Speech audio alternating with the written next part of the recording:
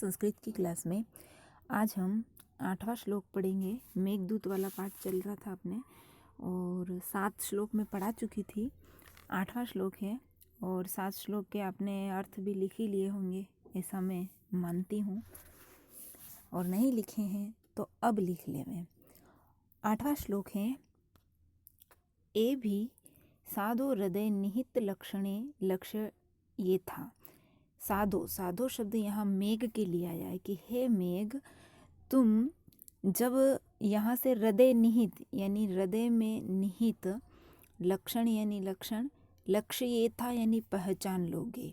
द्वारोपांते यानी द्वार के दोनों तरफ लिखित यानी बने हुए वपुषो आकृति, शंख पद्मों, शंख और कमल के यानी दोनों दरवाजे के द्वार पर दोनों तरफ शंख और कमल की आकृति को देख करके तुम निश्चय ही, ऐसे लक्षणों को देख करके तुम निश्चय ही पहचान लोगे। हे मेघ, तुम जब यहाँ से जाओगे अलकापुरी में, तब वहाँ पर मेरा जो महल है, मेरा जो घर है, उस घर के द्वारोपांते, द्वार के दोनों तरफ शंख और कमल की आकृति बनी हुई है, तो जिसको देख करके तुम सहज रूप में ही समझ जाओगे कि ये मेरा महल है। और वहाँ पर क्षामत छायाम यानी क्षामत छाया का मतलब होता है कांति विहीन, यानी कोई वहाँ पर सुख नहीं होगा, सब दुखी होंगे। भवनम अधुना, भवन यानी महल, अधुना यानी इस समय। क्यों?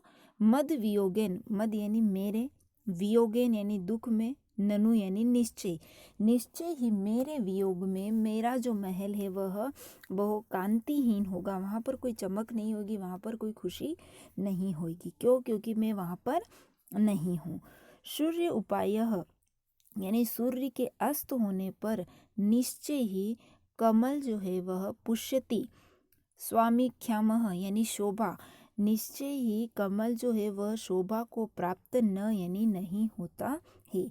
जब सूर्यास्त हो जाता है तब कमल जो है वह अपनी शोभा को प्राप्त नहीं करता है, अर्थात सूर्य के अस्त होने पर कमल कांति विहीन हो जाता है। उसी प्रकार मेरा जो घर है वो मेरे वियोग में निश्चय ही कांति विहीन हो गया है। इसलिए आप जब वहाँ जाओगे तो ऐसा सुना सुना वियोग में दुखी मेरे महल को देखोगे, और उस महल के दोनों तरफ क्या है?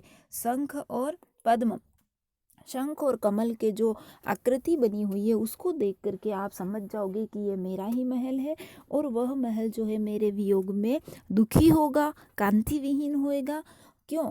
क्योंकि कहा गया है कि सूर्य के अस्त हो जाने पर कमल जिस प्रकार शोभा नहीं प्राप्त करता है, उसी प्रकार मेरा जो घर है वो मेरे बिना शोभा प्राप्त नहीं करेगा। एक बार पूरा वापस देख ले कि हे मेघ, साधो यानी हे मेघ, तुम जब वहाँ पर जाओगे तो वहाँ पर जो मेरा जो महल है उस महल के दोनों तरफ शंख और कमल के चिन्ह अंकित होंगे, जिसको देखकर, इन लक्षणों को देख करके तुम हृदय में, यह हृदय निहित यानी हृदय में तुम ये निश्चित कर लेना कि यही मेरे महल की पहचान है, और वह जो मेरा महल है वो मेरे वियोग में निश्चय ही बहुत ही दुखी होगा, कांति विहीन होगा।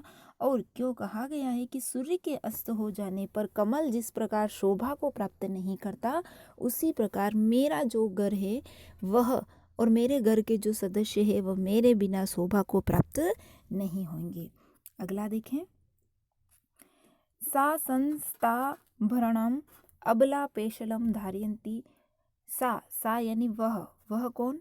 उस यक्ष की पत्नी, यक्षिणी, स्त्रीलिंग है सा, तो सा वह यानी यक्षिणी जो है, संस्थाभरणः यानी बिना आभूषण वाली, अबला स्त्री, पेशलम कमजोर, धारयन्ती यानी वह जो मेरी स्त्री है, मेरी प्रेमिका है, वह दुख के कारण वियोग में अत्यधिक कमजोर हो गई है। पेशलम अत्यधिक कमजोर हो चुकी है, कोमल शरीर वाली वह जो पेशलम, पेशलम यानी कोमल, कोमल जो है वह मेरी जो स्त्री है वह बहुत कोमल हो गई है, इसलिए वह क्या करेगी, संस्थाभरणम, अपने जो आभूषण है वह आभूषण भी उसने उतार दिए होंगे मेरे वियोग में दुखी मन से। और वह संज्ञेह, सैया यानी पलंग के ऊपर, संज्ञे यानी पलंग की गोद में अर्थात पलंग के ऊपर सोई हुई होगी।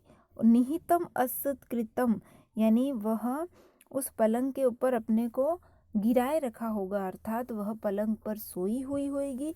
और दुखनम, दुख, अत्यधिक दुख के कारण, और वह मेरी जो स्त्री है वह अत्यधिक दुख के कारण यानी मेरी पत्नी मेरे वियोग में बहुत दुखी होगी, इसलिए वो सैया के ऊपर उसने अपने आप को ऐसे ही गिराए रखा होगा। और उसका शरीर भी बहुत कमज़ोर हो गया है, उसका जो शरीर है वह कोमल जो शरीर है वो क्या हो गया है, अत्यंत कमज़ोर हो चुका होगा। तो तुम ऐसी स्त्री को जो शैया पर सिर्फ अपने शरीर को ऐसे ही गिराए हुए हैं और उसके शरीर पर किसी प्रकार का कोई आभूषण नहीं है और उसका शरीर बहुत कमज़ोर हो गया है, ऐसी प्रिया को तुम मेरे उस महल में देखोगे।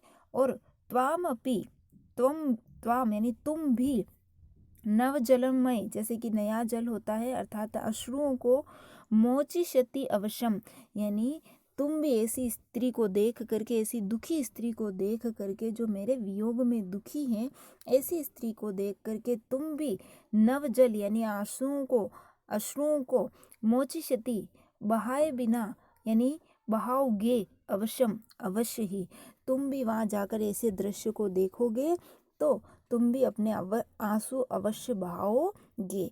अर्थात नव जल यानी नया जल, यानी आँखों का जो जल है उसको नया जल कहा है। तो यह जो तुम्हारा तुम जो है वो नया जल अवश्य ही बहाओगे, मोचिष्यति यानी बहाओगे। प्रायः सर्वो भवति, प्रायः सभी होते हैं। करुणावृत्ति यानी करुणावृत्ति का मतलब होता है कोमल स्वभाव वाला जो है व्यक्ति, कोई भी कोमल स्वभाव वाला जो व्यक्ति है वह अवश्य ही, उसका जो हृदय है वह अंतरात्मा कोमल हृदय ही होता है। अर्थात करुणावृत्ति यानी जिसका स्वभाव कोमल होता है तो वो ऐसे कोमल, ऐसे दृश्य को देख करके स्वाभाविक रूप से ही वह कमज़ोर हो जाता है और उसकी आंखों से आंसू बहाते हैं। तो कहा गया है कि कोमल हृदय वाले जो हैं वह सब करुणा से युक्त होते हैं, यानी उनके मन में करुणा अवश्य ही होती है। ये जो कोमल हृदय वाले होते हैं उनकी जो स्वभाव ही वृत्ति यानी स्वभाव ही करुणामय होता है। वापस देख लें एक बार कि वह जो मेरी प्रिया है वह मेरे वियोग में अत्यंत दुखी होकर, कमज़ोर शरीर वाली होकर के, गात्रम यानी शरीर, कमज़ोर शरीर वाली होकर के उसने सभी आभूषण को उतार दिए होंगे। और वह मेरी जो कोमल शरीर वाली है वह अपने शरीर को ऐसे ही पलंग पर पड़ा रखा होगा और वह दुख में अत्यंत दुखी होगी। तो उसको देखते ही तुम पहचान जाओगे और ऐसे दृश्य को देख करके तुम भी अपने आँखों से आंसू अवश्य बहाओगे। और कहा गया है कि प्रायः जो करुणा से युक्त स्वभाव वाले हैं उनका हृदय बहुत ही कोमल होता है, कि जो करुणावृत्ति वाला होता है उसका हृदय भी कोमल होता है, यानी उनके अंदर ममता, ऐसी भावनाएं जो होती है वह स्वतः ही आती है। अगला देखें, इति आख्याते पवन तनय मैथिलीम उन्मुखी वा, उन्मुखी सा यानी वह मैथिलीम उन्मुखी, मैथिली यानी यहाँ पर मैथिली कहा है सीता के लिए, माता सीता के लिए कहा है। उन्मुखी यानी ऊंचा मुंह करके देखना, पवन तनय यानी हनुमान जी। इति आख्य इस प्रकार उसने कहा कि जब तुम वहाँ जाओगे तो वह जो मेरी प्रिया है वो इसी स्थिति में वहाँ पर पलंग पर सोई हुई होगी। तो जैसे माता सीता जो है पवन तनय हनुमान जी को देखकर उन्मुखी ऊंचा मुंह करके देखती है, या माता सीता जिस प्रकार हनुमान जी से मिलती है, उनसे बातें करती है, उसी प्रकार जिस प्रकार माता सीता वियोग अवस्था में थी और पवन हनुमान जी को उन्मुख होकर देखती है, वैसे ही वह यानी मेरी जो प्रिया है वह त्वाम उत्कंठोच्छ वसति हृदयम वीक्ष संभाव्य चेह, और वह भी अत्यधिक, मेरी जो वह प्रिया है त्वाम तुमको भी अत्यधिक उत्कंठा से, मतलब अत्यधिक उत्कंठा से कि कौन है, उत्कंठित हृदय वाली होकर के वृक्ष देख करके, संभाव्य अत्यधिक दुखी होकर के और तुम्हारी तरफ से तुम्हारी ओर देखेगी, वो निश्चय ही तुमको ऊंचा मुंह करके जरूर देखेगी। जिस प्रकार सीता ने हनुमान जी को देखा था, उसी प्रकार वह जो मेरी प्रिया है, वह प्रिया तुमको भी जरूर देखेगी और संभाव्यम जरूर तुम्हारा सत्कार करेगी। भले ही वो ऐसी स्थिति में है, लेकिन फिर भी तुम्हारा समुचित सत्कार अवश्य ही करेगी। और श्रोष्यति अस्मान परम वहिता सौम्य, सौम्य का मतलब मेघ, हे मेघ वह जो मेरी प्रिया है वह श्रोतति सुनेगी, परम वहिता ध्यान पूर्वक सावधानी पूर्वक, सीमंती नाम यानी स्त्रियों का, यानी वह हे मेघ मेरी जो वह प्रिया है वह भी उत्कंठित हृदय वाली होकर के वृक्ष तुम्हें देख करके तुम्हारा सत्कार निश्चय ही करेगी और तुम्हारे संदेश को सावधानी पूर्वक अवश्य श्रोष्यति सुनेगी। यानी तुम्हारा संदेश जो है वो अवश्य सुनेगी कि आप क्या कह रहे हैं। और कहा गया है कि सीमंती नाम यानी स्त्रियों की कांतोदंतम, कांतोदंत का मतलब होता है प्रियतम का वृतांत, दंत यानी संदेश, सुहृदय पतनम मित्र के द्वारा, सुहृदय यानी मित्र, कांतोदतम यानी प्रियतम का संदेश मित्र के द्वारा आने से, संगमात यानी मिलन के समान ही, किंचित दूनः, किंचित दून का मतलब होता है दून, ऊन, किंचित ऊन या संधि विच्छेद है, किंचित प्लस ऊन, ऊन का मतलब होता है कि कम, किंचित यानी कुछ, यानी स्त्रियों की यानी जो दुखी स्त्रियां हैं उनके अगर प्रियतम का संदेश आता है वह भी उसके मित्र के द्वारा, तो वह मिलन से कुछ कम नहीं है। दून ऊन यानी कम, यानी मिलन से किंचित, संगमात, संगमात यानी मिलन, मिलन से कुछ कम नहीं है। अगर दुखी स्त्रियों की, विरह में पीड़ित स्त्रियों का अपने प्रियतम का संदेश उसका मित्र लेकर आता है तो वह मिलन से कुछ कम नहीं है। वापस देखिए एक बार पूरा कि हे मेघ जब तुम, सौम्य यानी मेघ हे मेघ जब तुम वहां जाओगे तब जिस प्रकार माता सीता ने ऊंचा मुंह करके या उन्मुख मुख होकर के हनुमान जी को देखा था, वैसे ही वह मेरी प्रिया जो है उत्कंठित हृदय वाली होकर के तुम्हें देख करके तुम्हारा आदर सत्कार अवश्य ही करेगी और वह तुम्हारा जो संदेश है वह सावधानी पूर्वक सुनेगी। परम वहिता यानी सावधानी पूर्वक तुम्हारी बात को सुनेगी, क्योंकि कहा गया है कि स्त्रियों का अपने प्रियतम के संदेश मित्र के द्वारा आने पर वह मिलन से कुछ कम नहीं है। यानी संदेश भी आ जाता है तो विरहिणी स्त्री जो है वह समझती है कि मेरे प्रियतम से मेरा संगम हो गया है, मेरे प्रियतम से मेरा मिलन हो गया है।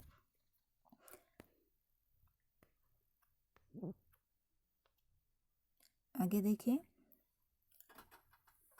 नूनु आत्मनं बहु विगणनयम् आत्मनः एव अवलंबे, यानी आत्मनम यानी स्वयं के, बहु विगणयः यानी बहुत, विगणय यानी गिनना, यानी कि जब मैं तुमसे मिलूंगा तो मैं इस प्रकार करूंगा, इस प्रकार बोलूंगा, तो इस शाप का अंत हो जाने पर मैं क्या करूंगा, ऐसा विगणय, ऐसा विचार करके, आत्मनः मन में ही, ऐसा उसने क्या करा, मन में ही विचार कर लिया और आत्मने ही आत्मने, आत्मना आत्मने यानी मन ही मन में उस यक्ष ने क्या किया। इस श्लोक में क्या है, यक्ष का जो संदेश है वह मेघ अब उसकी प्रिया को सुना रहा है कि वह जो तुम्हारा प्रेमी यक्ष है वह आत्मने है, यानी मन में, आत्मने मन ही मन में, बहु विगणय मिलने पर मैं क्या करूँगा, शाप के अंत पर मैं क्या करूँगा, ऐसा विचार करके, ऐसा विचारों को आश्रय दे रहा है। अवलंब्य, अवलंब्य यानी आश्रय देना। ऐसे विचारों को आश्रय दे रहा है कि जब मैं शाप का प्रभाव खत्म हो जाएगा तब मैं मिलने पर क्या करूँगा, ऐसा वह यक्ष है वह तुम्हारे बारे में सोच रहा है। यह संदेश मेघ द्वारा उस पत्नी, उसकी यक्षिणी को दिया जाता है और कहता है कि तुम्हारा जो पति है वह भी इस शाप के अंत होने के लिए प्रतीक्षा कर रहा है और गिन रहा है कि अब कब मेरे ये दिन खत्म होए और मिलने पर मैं क्या करूँगा। तुमको संदेश दिया है कि तत्कल्याणी, हे कल्याणी, हे प्रिय, त्वम अपि नितराम, त्वम अपि यानी तुम भी, नितराम तुम भी क्या करो कि धैर्य को धारण करो। तुम भी हे त्वम अपि तुम भी, नितराम, नितराम का मतलब है अत्यंत, कातरम, कातरम का मतलब है अधीरता को, कि हे कल्याणी, हे प्रिय, तुम भी अत्यंत कातरता को यानी अधीरता को, माम गमः अधीरता को धारण, माँ यानी मत करना, कि तुम भी अत्यंत का अधीरता को धारण मत करना, यानी तुम भी मेरे वियोग में अत्यधिक दुखी मत होना, अधीर मत होना। हे प्रिय, मैं भी तुम्हारे से मिलने के लिए अत्यंत व्याकुल हो रहा हूँ, और हे प्रिय, तुम भी मेरे मिलन के लिए अत्यधिक व्याकुल मत होना, अर्थात तुम दुखी मत होना। क्यों? क्योंकि कश्य अत्यंत सुखम उपनतः दुखम अनेकांता वह, यानी कश्य, कश्य यानी किसका, अत्यंत यानी अत्यंतः, अत्यधिक, उपनत यानी संधि विच्छेद है, उपनतः, उपनतः का मतलब है प्राप्त हुआ, उपनत यह संधि विच्छेद है यानी प्राप्त हुआ। किसको? अत्यंत सुख प्राप्त हुआ है या किसको? अत्यंत दुख ही प्राप्त हुआ है। अर्थात इस संसार में किसको सुख ही सुख प्राप्त हुआ है और किसको दुख ही दुख प्राप्त हुआ है, ऐसा नहीं होता है। क्यों? क्योंकि सुख के बाद दुख अवश्य आता है और दुख के बाद में सुख अवश्य ही आता है। तो कहा गया है कि कौन अत्यंत सुख को हमेशा प्राप्त करता है और कौन हमेशा ही दुख को प्राप्त करता है। क्यों? क्योंकि कहा गया है नीचे गचती, नीचे गचती जाता है, ऊपरम और ऊपर जाता है, नीचे जाता है और ऊपर जाता है। च दशा स्थिति चक्रेण नेमिक रह, यानी कि जो चक्र है, पहिया है, वह पहिया तो है, उस पहिया क्या करता है कि उसकी गति, जब पहिया घूमता है तो एक बार पहिया नीचे जाता है और एक बार ऊपर आता है। तो जब वह नीचे जाएगा तब उस पर वज़न ज़्यादा आएगा, यानी कि गाड़ी का जो पहिया है, साइकिल का पहिया है या कोई सा भी पहिया है, वह जब चलता है तब जब वो रोड के नीचे की तरफ आएगा तब उसको कंकर भी लगेंगे, कांटा भी चुभेगा और उसको वज़न भी ज़्यादा लगेगा। तो वो पहिया जब नीचे आएगा यानी वह दुख की अवस्था में है, और जब वो ऊपर आएगा तब वह सुख की अवस्था में है। तो उस पहिए के चक्र के समान है, समय के उस पहिए के समान है, जो कभी नीचे जाता है और कभी ऊपर आता है। अर्थात कभी सुख की स्थिति होती है और कभी दुख की स्थिति होती है। तो पूरा वापस देख ले कि हे प्रिय, मैं भी तुम्हारे यक्ष का जो संदेश है वह मेघ सुना रहा है कि हे यक्षिणी, तुम्हारे वियोग में, हे यक्षिणी, तुम्हारे वियोग में जो मेरी, तुम्हारे वियोग में वह जो यक्ष है वह भी मिलने पर तुम्हारे साथ कैसे व्यवहार करेगा, मिलने पर किस प्रकार से ये समय व्यतीत होगा और किस प्रकार से मैं तुमसे मिलन करूँगा, इन्हीं विचारों का आश्रय लेकर के वह भी समय व्यतीत कर रहा है।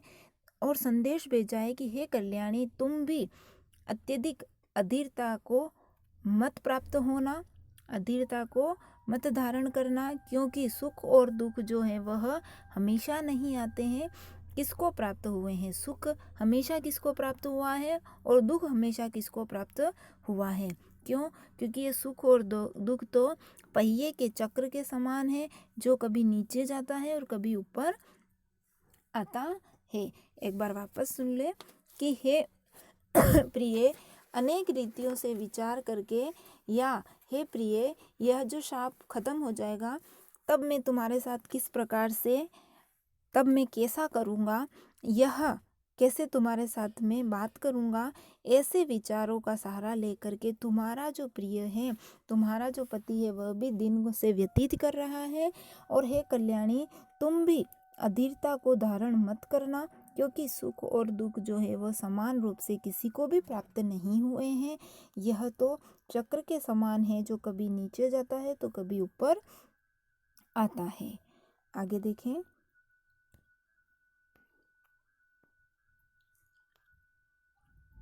किंचिद सौम्यम व्यवसितम इदम बंधुकृतम त्वया मेह। सौम्य, सौम्य यानी यहाँ पर मेघ के लिए कहा है कि हे मेघ, सौम्य, हे मेघ, तुम बंधुकृतम, बंधुकृतम यानी जो अपने मित्र का कार्य है, भाई का कार्य है, व्यवसितम किंचितः, निश्चय ही कर लिया है, व्यवहितम यानी निश्चय ही, इदम यानी यह जो किंचित यानी किया, यानी हे मेघ, तुमने जो यह मित्र के द्वारा दिया गया कार्य है वह तुमने निश्चय ही सोच लिया होगा कि यह मुझे करना है। त्वयां में प्रत्यादेशनात् खलु भवति। प्रत्यादेशात का मतलब होता है करूँगा, इस प्रकार से आदेश देना, उत्तर देना ही, खलु निश्चय ही, भवति होता है। धीरताम च कल्याणम अपि। धीरताम यानी आप ऐसा यदि उत्तर दे नहीं दे, फिर भी मेरे मन में क्या है, धीरता, पूर्ण रूप से मैं धैर्य को धारण किया हुआ हूँ। पूर्ण रूप से मैंने क्या कर रखा है, धैर्य को धारण कर रखा है। मैंने पूर्ण रूप से, मैं आपके ऊपर पूरा विश्वास करता हूँ कि आप भले ही मुझे प्रत्यादेश, प्रत्युत्तर नहीं देते हैं कि मैं यह कार्य करूँगा या नहीं करूँगा, फिर भी मेरे मन में क्या है, धीरता, पूर्ण रूप से मुझे आप पर भरोसा है कि आप निश्चय ही इस कार्य को करेंगे। क्यों? क्योंकि निशब्दो अपि प्रदिशति जलम याचितो चातकेभ्यः, यानी निशब्द, बिना बोले ही आप जल याचना, बिना जल की याचना किए हुए भी, याचकेभ्यः, चातकेभ्य, चातक पक्षी को बिना याचना करे हुए ही आप क्या करते हैं, जल को अवश्य ही देते हैं। निशब्दो अपि, बिना बोले ही जल को याचित, मांगने वाला जो चातक है, चातकेभ्यः यानी चातक को आप जल अवश्य ही प्रदान करते हैं। तो हे सौम्य, हे प्रिय मेघ, अगर आप जो मेरे मित्र का यह जो कार्य है, यहाँ पर यक्ष कह रहा है मेघ को, सारे संदेश उसने दे दिए हैं और सारी बात कह दी है, और अंत में कह रहा है कि हे मेघ, बंधुकृतम, यह जो मित्र का कार्य है यह आप करेंगे, इस प्रकार का आपने निश्चय कर लिया होगा, ऐसा मेरा मानना है।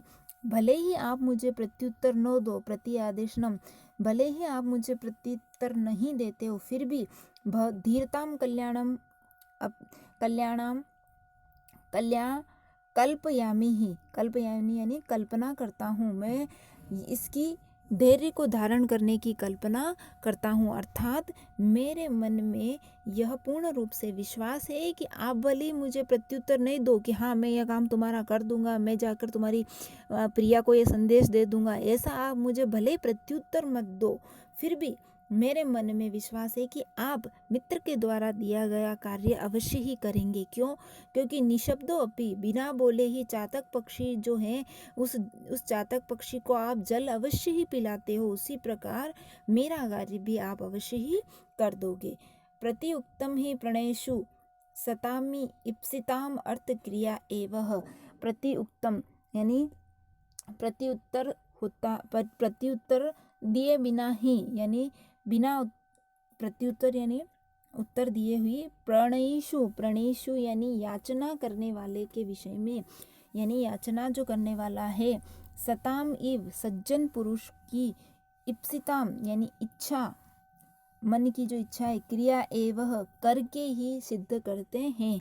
अर्थात जो सज्जन मनुष्य होते हैं, ये सज्जन मनुष्य जो हैं वह जो याचना करने वाले हैं उनको प्रत्युत्तर यानी उस उत्तर जो है वह क्रिया एवं कार्य करके ही सिद्ध करते हैं। यानी वह प्रत्युत्तर नहीं देते हैं अपितु उस कार्य को करके दिखाते हैं। यही सज्जन मनुष्य की विशेषता है कि वह किसी कार्य को करके दिखाते हैं, उत्तर देना वह उचित नहीं समझते हैं।